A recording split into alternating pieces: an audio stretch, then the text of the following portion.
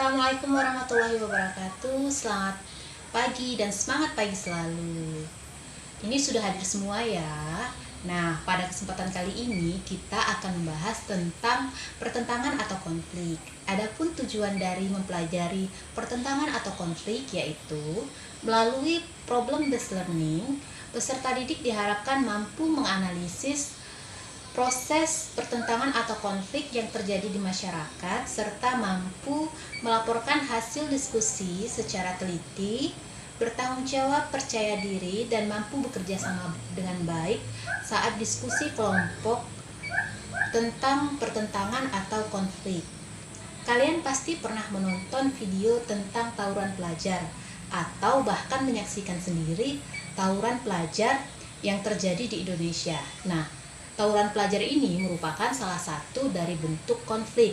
Untuk lebih jelasnya apa itu konflik maupun apa saja contoh-contoh konflik, silakan kalian perhatikan penjelasan berikut ini.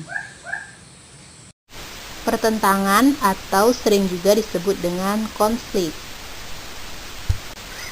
Hal-hal yang akan kita bahas dalam pertentangan atau konflik ini yaitu yang pertama tentang pengertian konflik, yang kedua penyebab konflik, yang ketiga bentuk konflik, yang keempat dampak konflik, dan yang terakhir yaitu bagaimana cara mengatasi konflik. A. Pengertian konflik. Konflik adalah suatu bentuk interaksi yang bersifat disosiatif, yaitu interaksi yang memecah belah persatuan kelompok. Sebagai suatu bentuk interaksi, konflik sosial bertujuan untuk menghancurkan, mengancam, melukai, serta melenyapkan kelompok yang dianggap sebagai lawan. B. Penyebab konflik. 1. Perbedaan latar belakang kebudayaan. Yang kedua, perbedaan masing-masing individu. Yang ketiga, perbedaan kepentingan antar kelompok atau individu. Dan yang keempat, perubahan-perubahan nilai yang cepat dan mendadak dalam masyarakat. C. Bentuk-bentuk konflik. Yang pertama yaitu adanya konflik individual.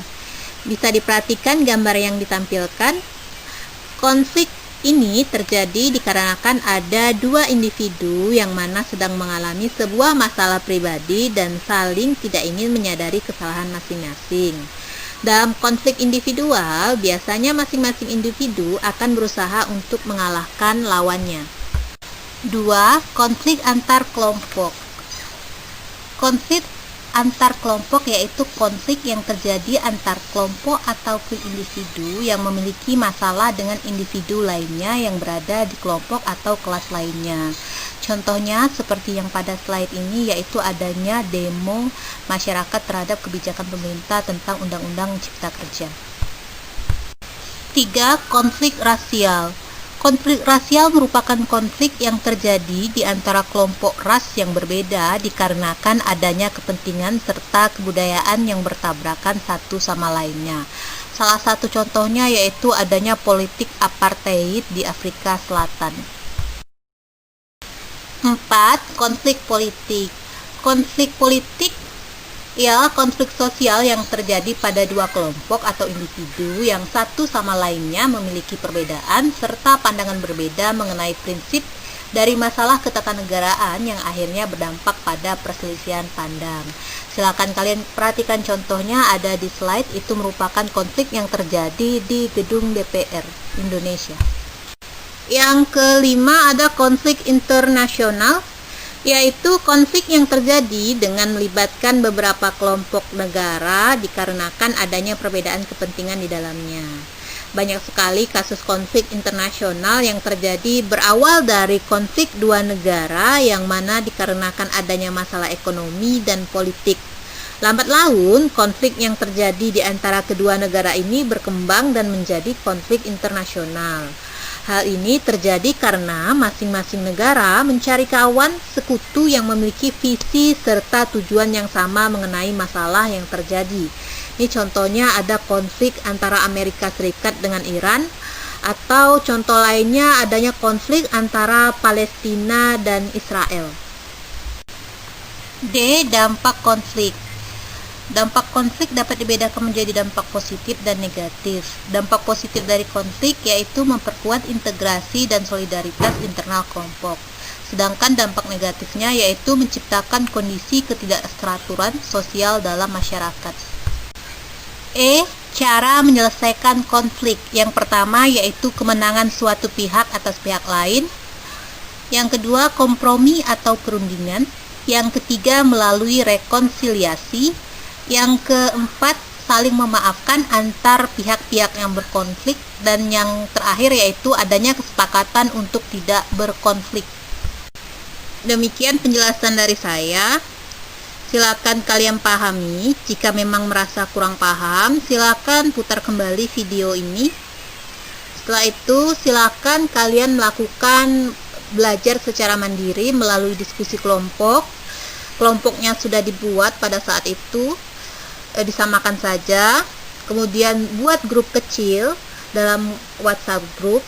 Nantinya silakan rumuskan permasalahan atau pertanyaan tentang materi yang sedang kita bahas saat ini. Kemudian diskusikan kembali dengan kelompok kalian tentang jawaban atau solusi dari permasalahan tersebut. Setelah selesai, kirimkan hasil diskusi kalian berupa rekaman suara ke grup WhatsApp. Untuk kelompok lainnya juga sama, silahkan dikirimkan semua. Dan nantinya silahkan kalian menanggapi lewat forum chat agar nanti saya juga bisa melihat.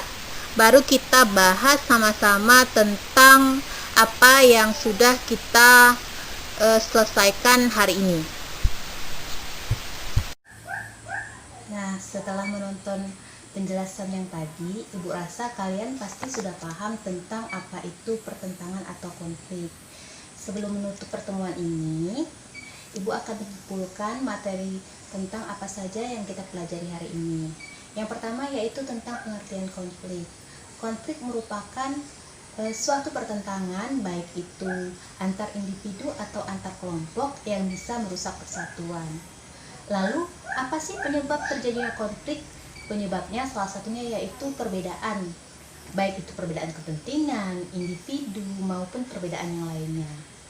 Bagaimana bentuk-bentuk konflik? Ada konflik individual, konflik politik, konflik antar kelas, maupun konflik internasional. Demikian yang bisa Ibu sampaikan. Semoga saja ilmu yang kita pelajari hari ini bisa bermanfaat. Mohon maaf jika ada kesalahan kata-kata. Ibu ingatkan kembali untuk membaca materi yang akan kita belajar berikutnya yang sudah Ibu kirimkan melalui WhatsApp group. Serta jangan lupa kalian mengerjakan tugas-tugas yang Ibu berikan. Terima kasih atas perhatiannya. Wassalamualaikum warahmatullahi wabarakatuh.